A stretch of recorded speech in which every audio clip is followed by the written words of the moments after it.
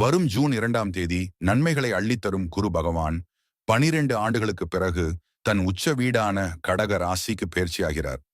அறிவு, செல்வம், குழந்தை பாக்கியம் தரும் குருவின் இந்த உச்ச பயிற்சி எல்லா ராசிகளுக்கும் பலன்களை தந்தாலும் குறிப்பா 3 ராசிக்காரர்களின் வாழ்க்கையை மாற்றப் போகுது.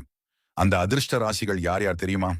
தெரிஞ்சிக்க முருகன் ஆராதனை வீடியோவை கடைசி வரை பாருங்க, சப்ஸ்கிரைப் செஞ்சுட்டு. மிதுனம், உங்களின் நிலுவையில் இருந்த பண வரவுகள் கைக்கு வரும். தொழிலில் புதிய தொடர்புகள் மூலம் பெரிய லாபம் கிடைக்கும். நிதி நிலைமை முன்னை விட பல மடங்கு வலுவாகும். கடகம், 12 வருஷத்துக்கு அப்புறம் குரு உங்க ராசிக்கே வர்றதால உங்களோட தன்னம்பிக்கை அதிகரிக்கும். வேலையில் பதவி உயர்வு, ரியல் எஸ்டேட் மூலம் நல்ல லாபம் மற்றும் குடும்பத்தில் மகிழ்ச்சி தேடி வரும். விருச்சிகம், குரு உங்களோட அதிர்ஷ்ட வீட்டிற்கு வர்றதால தொட்டதெல்லாம் துலங்கும்.